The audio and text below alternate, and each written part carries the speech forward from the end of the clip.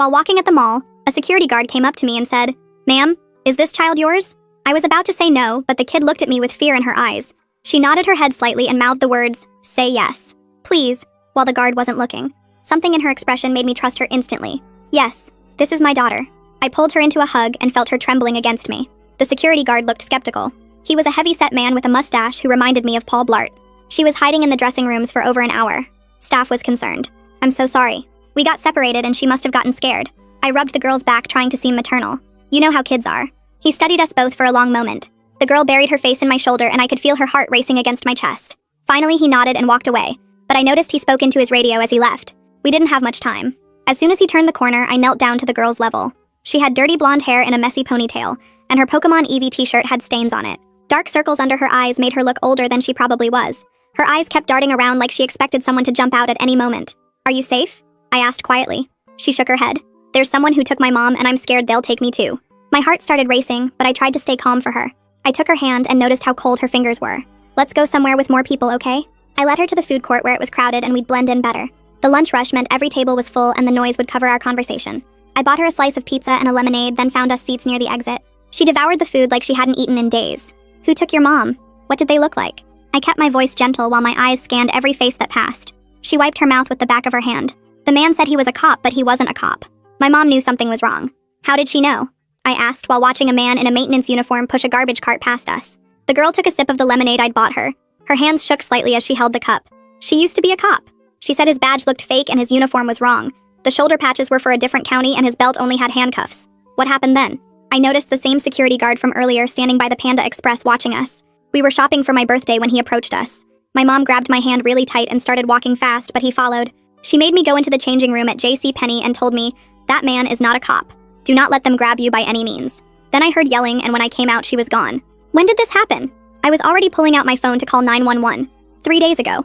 She looked down at her pizza crust. 3 days? Where have you been staying?" I tried to keep the shock out of my voice. "My mom's car. She taught me where she hid the spare key under the wheel well, but I ran out of the snacks she kept in there yesterday." The girl's eyes filled with tears, but she blinked them away like she was used to being strong. I was dialing 911 when she suddenly grabbed my arm. Her small fingers dug in with surprising strength. "He's here. The fake cop is here." My thumb froze over the call button. I looked around but saw only normal mall shoppers. Families with strollers eating orange chicken. Teenagers taking selfies by the fountain. A man in a suit checking his phone by the ATM. I don't see anyone in a police uniform. He changed clothes, but I know his face. He limps a little on his left side. And his shoes. My mom taught me to memorize details. Black dress shoes with a scuff on the right toe. She was practically hyperventilating now. "Okay, we're going to calmly walk to the bathroom. Then we'll figure out what to do." I abandoned the 911 call for the moment and grabbed her hand. We stood up trying to look casual. The girl stayed close to my side, using me as a shield from whoever she'd seen. The food court seemed bigger now and every face looked suspicious. We walked past the Chinese food place and I was just really confused. Just as we reached the hallway to the bathrooms, she tugged my hand and was shaking. "That's him. The man in the blue jacket by Subway," she whispered without looking. I glanced over and my blood went cold. I saw the man's profile and knew who that was without a doubt. No, it can't be. Are you absolutely sure?" My voice came out strangled. The girl peeked around me, then quickly hid again. "That's him. He's the one who took my mom.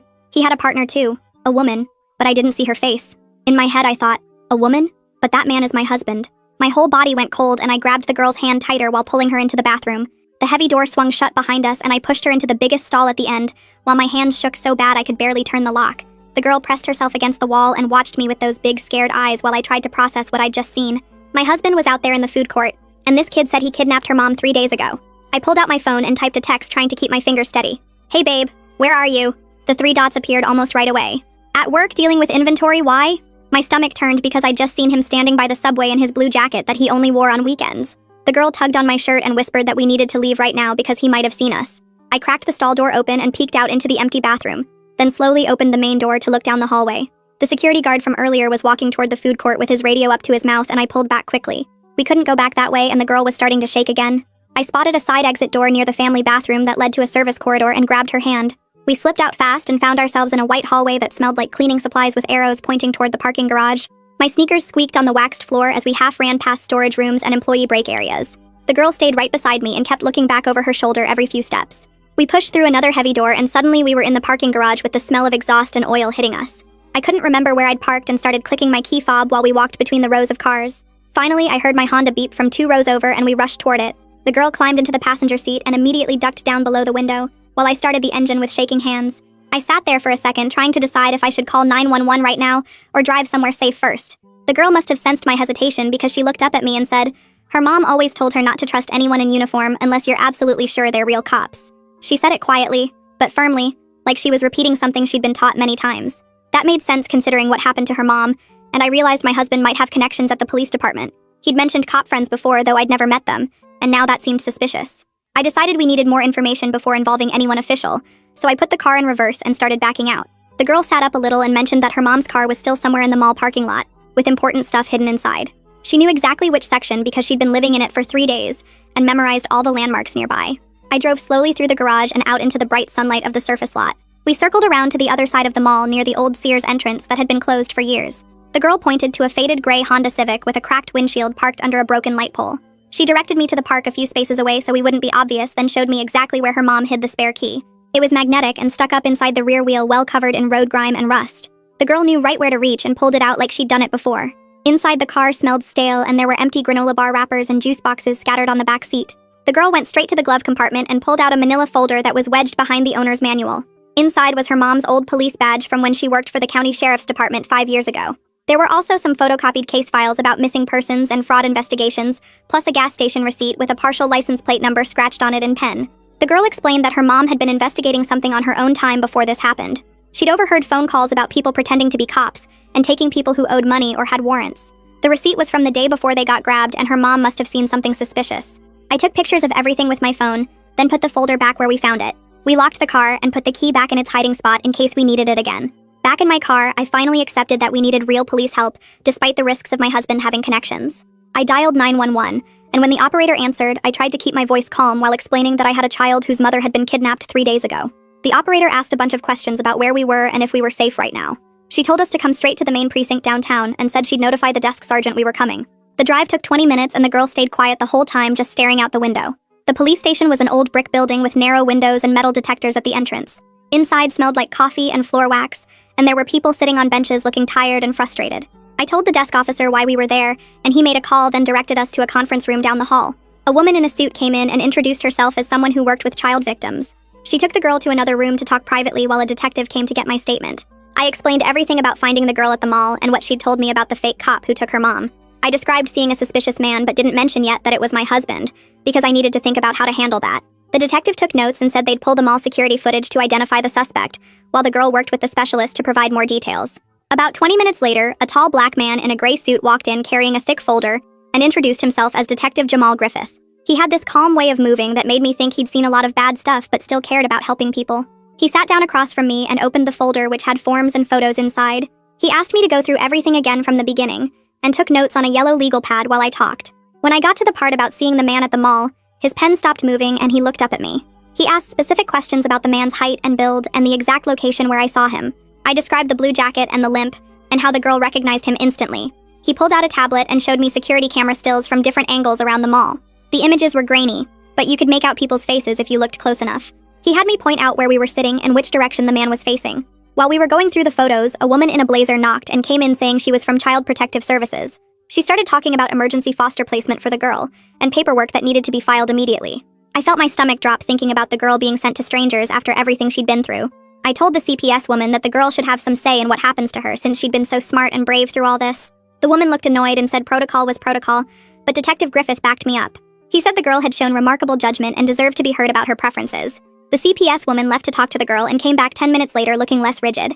She said the girl had asked if she could call me later and wanted me to be part of the process. Detective Griffith helped set up approved contact between us and gave me a special number to use. The CPS woman agreed I could be listed as a support person during the placement process. She had me fill out background check forms and emergency contact information. Detective Griffith went back to showing me photos from mall security and asked if anyone looked familiar or suspicious. He had dozens of images from different days and times all organized in a binder. I was looking through them when the girl came back into the room with the specialist. She stood next to me and started looking at the photos too. Then she pointed at one image and my whole body went cold. It was a profile shot of my husband walking past the orange Julius stand 3 days ago. The timestamp said 2:47 p.m., which was right when the girl said her mom got taken. My hands started shaking and I couldn't breathe properly. Detective Griffith noticed my reaction and asked if I recognized someone. Before I could answer, my phone started ringing and my husband's name appeared on the screen. His timing was always creepy like that, calling right when I was thinking about him. I answered trying to sound normal while everyone in the room watched me. He asked where I was in that controlling voice he used when he was suspicious. I told him I was still shopping at Nordstrom looking for a birthday gift for my sister.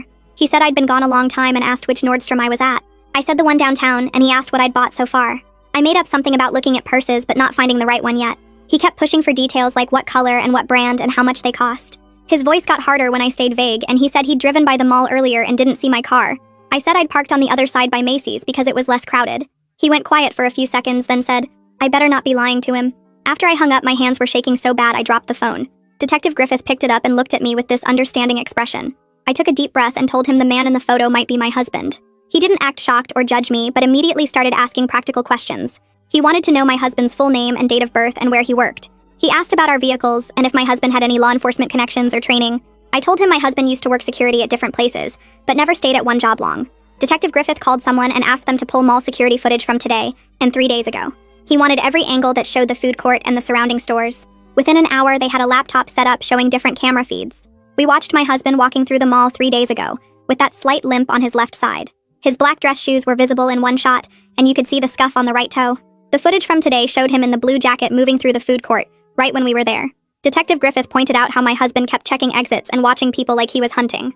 An officer came in and whispered something to the detective, who nodded and looked serious. He told me they'd put an unmarked car outside the station 20 minutes ago for routine surveillance. The car had just radioed in that my husband's truck was driving by slowly like he was looking for something. When the driver noticed the surveillance unit, he sped up and left the area. Detective Griffith said this confirmed my husband was watching for me and probably knew I'd come here. He made some calls and within an hour had arranged a safe place for me to stay. It was the extended stay hotel the department used for witnesses that needed protection. He had tech specialists come mirror my phone so every call and text from my husband would be tracked and recorded. They gave me a different phone to use for personal calls and told me to keep my regular phone turned on and charged. They wanted my husband to think everything was normal while they built their case. That night, I was sitting in the hotel room when the new phone rang. It was the girl calling from her emergency foster placement. She sounded scared but said the family seemed nice and gave her own room with a lock on the door. She said she kept remembering more details about where they took her mom. There was this specific smell she noticed. Rubber mixed with bleach like a hospital but different. She thought it might be some kind of storage place or warehouse because she heard metal doors slamming. I wrote down everything she said about the smell and the metal doors, and Detective Griffith immediately made calls to get a search warrant for my house. 2 hours later, while my husband was still at work, 6 officers showed up at my door with the paperwork. They went through every room, pulling stuff out of closets and checking behind furniture. One officer found a prepaid phone taped under our bedroom dresser that I never knew existed. The call history showed dozens of calls to storage facilities on the outskirts of town over the past month. My regular phone buzzed with a text from my husband asking where I was and saying I needed to come home right away. He said I was overreacting about something and making a big deal out of nothing. His next message said he knew I'd been to the police station because a coworker saw my car there. He kept texting that we needed to talk, and I was being crazy and paranoid like always. The officers took photos of everything, including the texts, while I sat on my couch watching strangers go through my life. Detective Griffith arrived and asked me about our finances while the search continued. I told him about the money problems we'd been having since my husband lost his previous job 6 months ago. I mentioned finding a shoebox full of cash in our garage last week that he said was from selling tools. The detective wrote everything down and said desperate people do desperate things for money. He asked if my husband had any connections to law enforcement or security work. I remembered he'd worked as a temp at different security companies over the years, but never stayed anywhere long. The foster family called that afternoon to say the girl was doing okay, but having bad dreams about her mom. They said she woke up screaming twice and kept asking if I was safe. Detective Griffith helped arrange for me to visit her the next day and bring some things from her mom's car. I drove back to the mall parking lot and found the Honda still there with a police seal on it. An officer met me there and let me take a stuffed bear and a blanket from the back seat.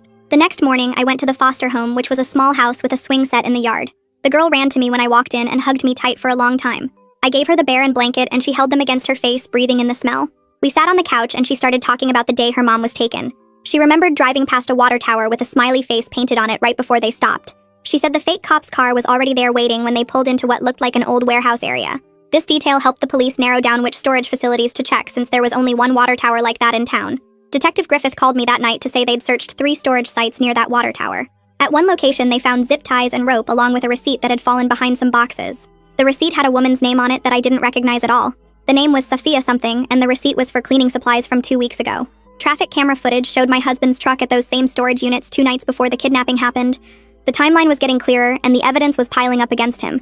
I went back to the mother's car the next day with permission to look for anything else helpful. Under the driver's seat, I found a notebook with dates and locations written in neat handwriting. The notes described other fake cop incidents in 3 nearby counties over the past year. Each incident involved someone approaching women with children claiming to be police, but having wrong uniforms or badges. Detective Griffith ran the information and found reports matching the descriptions, but no arrests had been made. He discovered my husband had worked as a temp for the company that handles mall security contracts. The work records showed he'd been assigned to our mall twice, which explained how he knew the blind spots. He would have learned where all the cameras were and which areas security rarely checked. The girl did another recorded interview at the police station with a child specialist present. She remembered more about the woman who was with the fake cop that day. The woman had a crescent moon tattoo on her wrist that she noticed when the woman grabbed her arm. She also remembered the woman wrote something down with her left hand which stuck out to her. These details were added to the case file along with everything else they'd gathered so far. My husband kept calling and texting, but I didn't answer following the detective's instructions to let everything go to voicemail. His messages got more angry and then switched to apologizing and saying he loved me. The police said this pattern was typical for someone who knew they were caught. I stayed at the hotel another night, barely sleeping and wondering how I'd missed all the signs. The next morning, Detective Griffith called to say they had enough evidence to arrest my husband. They were planning to pick him up at his workplace that afternoon to avoid any problems. I felt sick thinking about how our neighbors would react when they found out what he'd done. The detective said I should prepare myself because this would probably make the news. I went back to the hotel room and started looking through my husband's stuff on our shared cloud account. His photos synced automatically, and I scrolled through hundreds of boring work pictures, until I found something weird. There were photos from a bar dated 3 weeks ago with a woman I'd never seen before. She had dark hair pulled back and was laughing at something my husband was saying. In one photo, she was holding a drink and I could see her left wrist clearly. The crescent moon tattoo was right there, exactly like the girl had described. My hands shook as I screenshot everything and sent them to Detective Griffith's email. He called me back within minutes and said they'd identified her as Sophia Greer from DMV records. The police got a warrant for her apartment that same night, but when they arrived, she was already gone. The landlord let them in and the place was mostly empty except for some furniture and trash. The neighbors told officers they'd seen her loading boxes into a white van at 3 in the morning 2 days ago. One neighbor remembered the van had a dent in the back bumper and a parking sticker from the community college. Detective Griffith called me the next morning to warn me that my husband might try to come home. They had officers watching our house just in case he showed up. Sure enough, around noon he pulled into our driveway in his truck. The moment he saw the unmarked police cars, he threw the truck in reverse and took off down the street. Officers chased him on foot when he abandoned the truck and ran through the Johnsons' backyard. He jumped their fence and disappeared into the woods behind our neighborhood. The police searched for hours with dogs, but he knew those woods from years of jogging there. They found his footprints leading to the creek, but lost the trail after that. Detective Griffith said I couldn't go back to the hotel anymore since my husband might know about it. They moved me to a different safe house across town that afternoon. I packed my few things into garbage bags and left everything else behind. The new place was a small apartment above a dry cleaner with bars on the windows. The isolation hit me hard that first night when I realized I couldn't call anyone or go anywhere. I understood it was for safety, but the loneliness was crushing.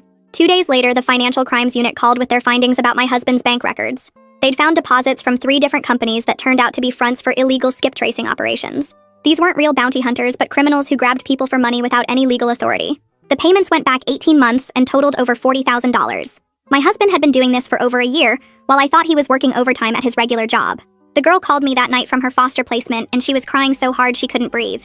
Her foster mom got on the phone and said she'd been having nightmares and woke up screaming. I talked to the girl and helped her count to 10 slowly while taking deep breaths. We did the breathing exercises her mom had taught her until her crying slowed down. She kept saying she missed her mom and wanted to go home. I stayed on the phone for an hour until she finally fell asleep. Her foster mom thanked me and said the girl had been asking about me every day. 3 days after that, Detective Griffith called with news about Sophia's car.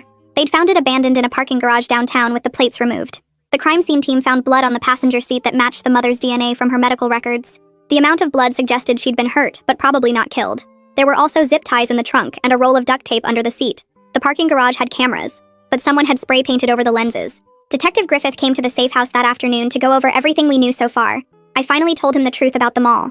I'd recognized my husband right away when the girl pointed him out, but my brain wouldn't accept it. I kept thinking there had to be some mistake or explanation. The detective said denial was completely normal when someone you love turns out to be dangerous. He'd seen it hundreds of times in domestic cases. He asked if I'd be willing to help them catch my husband since he might contact me. The plan would be to set up a meeting somewhere public with tons of backup nearby. I was scared but agreed because I wanted this to end. They would put a wire on me and have officers all around wherever we met. My husband was getting desperate based on his text messages and might make a mistake. The detective promised they wouldn't let anything happen to me. The next day, a victim advocate came to explain my rights and make sure I understood what I was agreeing to. She was an older woman with kind eyes who'd worked with crime victims for 20 years. She asked if I felt pressured to do the operation, and I told her I wanted to help. We went over safety plans and signals I could use if I felt unsafe. She gave me her cell number and said I could change my mind at any time. Nobody would blame me if I decided not to go through with it. That night, my phone buzzed with a voice message from the girl, and when I played it, her small voice filled my empty apartment saying she was proud of me for helping catch the bad man. She said her foster mom helped her record it and she wanted me to know I was brave like her mom taught her to be. Her words made my chest tight and I played the message 3 more times while sitting on my kitchen floor crying, because this kid who'd been through so much was trying to make me feel better. The next morning, Detective Griffith called to say they were ready to set up the meeting with my husband and asked if I was still willing to go through with it. My hands shook as I said yes. and he explained they'd have officers in unmarked cars all around the park, plus some dressed as joggers and people walking dogs. He said I should text my husband that I wanted to talk about our marriage and see if he'd meet me at Riverside Park near the playground where we used to go on dates when we first met. I sent the text with my fingers trembling so bad I had to retype it twice, and within 5 minutes he replied saying he'd be there at 2 o'clock, and we could work everything out. The detective came to the safe house to put a tiny microphone under my shirt collar and showed me the hand signal to use if I felt unsafe, which was touching my left ear twice. 2 officers drove me to the park in an unmarked sedan and dropped me off a block away so I could walk to the meeting spot looking natural. The playground was busy with kids on swings and parents on benches, which made me feel safer knowing there were witnesses everywhere, plus all the undercover cops scattered around. I sat on the bench where we'd carved our initials 5 years ago and tried to breathe normally while watching a woman push her toddler on the swing set. My husband showed up 10 minutes late, walking with a worse limp than before, and his clothes looked wrinkled like he'd been sleeping in his car. He sat down, leaving space between us, and immediately started talking about how Sophia had forced him into everything by threatening to hurt me if he didn't help her grab people for money. His story kept changing as he talked, first saying he just drove the car, then admitting he helped restrain people, but claiming he never hurt anyone badly. I asked about the girl's mother, and he looked around nervously before leaning closer and whispering that she was still alive, but only he knew where. He said he'd been keeping her fed and giving her water, but she needed medical help soon, and he'd only tell the location if they promised him a reduced sentence. The detective's voice came through my earpiece telling me to keep him talking, so I asked why he did it, and he grabbed my wrist saying we needed the money for IVF treatments and a bigger house. His grip hurt, and I saw 2 joggers change direction toward us, but then he let go and stood up saying he knew I was wearing a wire because I kept touching my collar. He started to run, but his bad leg made him slow, and within seconds 3 officers tackled him to the ground right in front of the playground where parents grabbed their kids and hurried away. They cuffed him while he yelled that the mother would die if they didn't make a deal with him, but Detective Griffith just read him his rights and had him loaded into a patrol car. Back at the police station, my husband's lawyer showed up within an hour demanding to speak with his client privately before any questioning. The detective paced the hallway outside the interview room, checking his watch every few minutes because every second counted for finding the mother alive. After 3 hours of negotiations, the lawyer came out saying his client would reveal the location in exchange for dropping the kidnapping charge down to unlawful imprisonment. The prosecutor argued for 2 more hours while I sat in the victim services room drinking cold coffee and thinking about the mother suffering somewhere.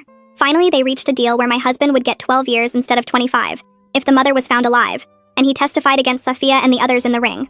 He gave them an address for a storage unit off Highway 87 near the industrial district, and within minutes every available unit raced there with sirens blaring. The storage facility manager met them with bolt cutters, and they found the mother in Unit 447 tied to a metal chair with duct tape over her mouth and zip ties on her wrists and ankles. She was conscious but weak from dehydration, and the paramedics started an IV right there in the storage unit while checking her vitals. They rushed her to the hospital with Detective Griffith following the ambulance to get her statement as soon as the doctors cleared her.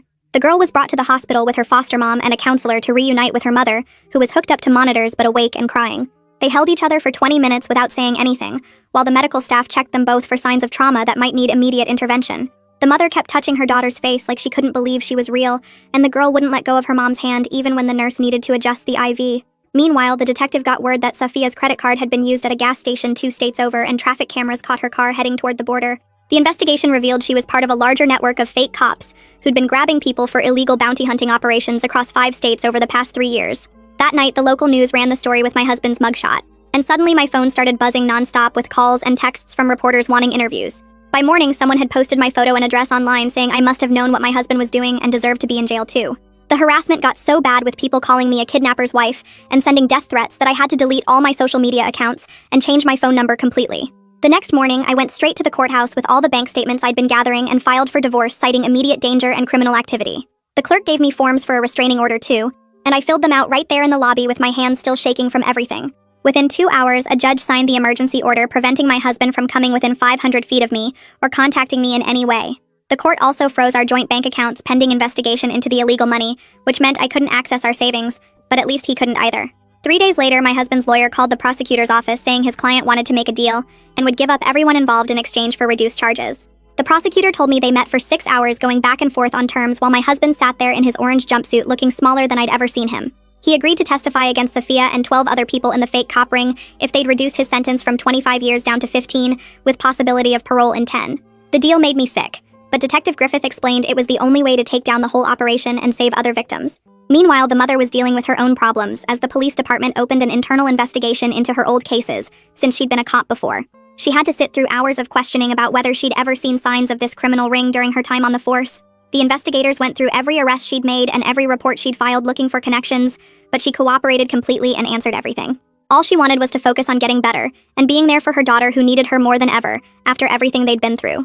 Social services finally approved the girl to go back home with her mom, but only under strict supervision with weekly check-ins and mandatory therapy sessions. They moved into a smaller apartment near the hospital where the mother could continue her physical therapy for the injuries from being tied up so long.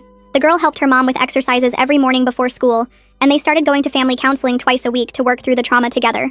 The counselor taught them breathing exercises and grounding techniques for when the memories got too strong, which happened a lot at first. 5 weeks after everything started, the police got a tip that Sophia was at a Greyhound station trying to buy a ticket to Mexico under a fake name. Security cameras showed her wearing a wig and sunglasses, but the crescent tattoo on her wrist gave her away when she handed over cash for the ticket. Police surrounded the bus just as she was boarding and found 3 fake IDs in her purse along with $8,000 in cash wrapped in rubber bands. She fought them and tried to run, but they tackled her right there on the platform, while other passengers recorded everything on their phones. The preliminary hearing started 2 months later, and I had to testify about everything I saw and knew, which meant facing my husband in court for the first time since his arrest. I wore my most professional outfit and kept my voice steady even when his lawyer tried to make me look like I was lying about not knowing anything. My husband sat at the defense table in a suit that didn't fit right anymore since he'd lost weight in jail and kept trying to catch my eye. I told the court about finding the money in our garage and seeing him at the mall with the girl, and how he'd lied about being at work that day. The prosecutor showed security footage and phone records that backed up everything I said while my husband just stared at his hands on the table. After my testimony, I was walking to the parking garage when my husband's mother grabbed my arm and begged me to visit him in jail. I pulled away and kept walking, but then my husband himself called out from where guards were leading him back to holding after the hearing. He said he was sorry, and that he never meant for any of this to happen, but his apology was all about how hard this was for him. He talked about his debts and his fear, and how Sophia had manipulated him, but never once mentioned the mother tied up in that storage unit, or the little girl hiding alone in a car for 3 days. I turned my back on him and walked away while he kept yelling that he loved me until the guards dragged him through the doors. Sophia's preliminary hearing was the next week, and her lawyer was much more aggressive than my husband's had been about attacking the evidence. He argued that the storage unit receipt could have been planted, and that the witness identifications were unreliable since the girl was traumatized and I was biased. The judge threw out 2 of the lesser charges for lack of direct evidence, but kept the kidnapping and conspiracy charges that could still get her 20 years. Sophia sat there the whole time with no expression on her face, like none of this mattered to her at all, which made me even angrier. After all the court stuff, I finally started seeing a therapist because I couldn't sleep and kept having panic attacks whenever I saw men who looked like my husband. The therapist's office had soft lighting and a white noise machine, but I still felt exposed talking about how stupid I felt for not knowing who I'd married. Some nights I'd wake up at 3 in the morning convinced I heard him trying to get in, even though I knew he was locked up. The therapist taught me to journal when I couldn't sleep, and slowly the nightmares started happening less often, though they never went away completely. The girl went back to the school a month after reuniting with her mom, but it was really hard for her to adjust to normal kid stuff again. Loud noises made her panic, and she couldn't handle being in crowded hallways between classes, so they gave her permission to leave 5 minutes early. Her teacher told me she was using the coping skills from therapy like counting to 10 and focusing on her breathing when things got overwhelming. She even started making friends with a quiet girl who sat with her at lunch and didn't ask questions about why she sometimes had to leave suddenly. Detective Griffith called me one afternoon while I was packing boxes in my bedroom and told me the girl's mother needed work. He knew someone at a security company downtown who was hiring for desk work and wondered if I could drive her to the interview since she still didn't have a car. I picked her up the next morning and she wore the only nice outfit she had left, a black blazer that hung loose on her frame after everything she'd been through. The security company was in a plain office building near the courthouse, and the manager seemed nice enough when he shook her hand. She got the job that same day, starting part-time at minimum wage, but it was something. 2 weeks later, the divorce papers finally came through and I signed them at my kitchen table without crying. The apartment I found across town was half the size of our old house, but the rent was cheap and the neighbors kept to themselves. I packed our wedding photos into a cardboard box and shoved it in the back of the closet where I wouldn't have to look at them. The china we got as wedding gifts went to Goodwill along with the matching towels and the stupid throw pillows he picked out. Moving day came and I loaded everything into a rental truck by myself because I didn't want anyone's pity or help. The new place smelled like fresh paint and had water stains on the ceiling, but it was mine alone. 3 months after everything happened, an envelope showed up at my new address with the girl's handwriting on it. Inside was an invitation to her birthday party, the one they'd been shopping for when everything went wrong. The party was at a park near their new apartment and only 5 kids showed up, but everyone seemed genuinely happy. The girl wore a new Pokemon shirt and her mom had made a homemade cake that leaned to one side. They sang happy birthday and the girl blew out her candles in one breath like she'd been practicing. When she hugged me goodbye, she whispered thank you, and I had to blink hard to keep from crying in front of everyone. A week later, another envelope arrived. This one from the state prison where my husband was being held. His handwriting looked shaky and the letter went on for 3 pages about his gambling debts and how scared he'd been of the people he owed money to. He wrote about how Sophia had promised him quick cash and how he'd convinced himself nobody would really get hurt. I read it once standing by my mailbox, then walked straight to the dumpster and threw it away without responding. The trial dates kept getting pushed back, but finally 6 months after that day at the mall, the sentences came down. Sophia got 8 years with possibility of parole in 5, and my husband got his plea deal time of 15 years. The girl and her mom had moved into their own apartment by then with help from victim services and some nonprofit that helped crime survivors. The mom was working full-time hours at the security company and had even gotten a small raise after her boss saw how reliable she was. I was working 2 jobs myself, cashier at Target during the day and stocking shelves at a grocery store 3 nights a week. My back hurt constantly, and I fell asleep standing up sometimes, but the bills were getting paid without his income. The girl texted me pictures sometimes of her school projects or her cat they'd gotten from the shelter. She was doing better in the school, and her grades were mostly B's now that she could focus without being scared all the time. Detective Griffith stopped by the Target where I worked one day to check how I was doing and mentioned they'd arrested 2 more people from the fake cop ring. Most of them were in custody now, though he admitted a couple were probably in Mexico or somewhere they couldn't reach. He gave me his card again and said to call if I ever felt unsafe, but nothing weird had happened since the trials ended. 8 months after everything, I met someone at my second job who made me laugh for the first time in forever. He knew my whole story because everyone at work had gossiped about it, but he didn't treat me like I was broken or dangerous. We went for coffee after our shift one night and he listened without judging when I told him the parts the gossip had gotten wrong. He had his own messy divorce story and understood why I flinched when someone came up behind me too fast. We took things slow and he never pushed when I said I needed space to process everything. The girl's mom called me one day to say she'd been promoted to full-time supervisor at the security company with benefits and everything. Her voice sounded stronger than it had in months, and she invited me over to see their apartment now that they'd had time to really settle in. The girl had her own room with Pokemon posters and a desk where she did her homework every night without being asked. She showed me the certificate she'd won for a school writing contest where she wrote about what real bravery means. The essay was about her mom teaching her to memorize details and stay smart when you're scared, and how sometimes being brave means asking a stranger for help in a mall bathroom. We all had scars that would probably never completely go away, but we were building something new from what was left. Thanks for letting me wonder right alongside you. Definitely been something sharing these moments. Until next time. Like the video, it helps more than you think.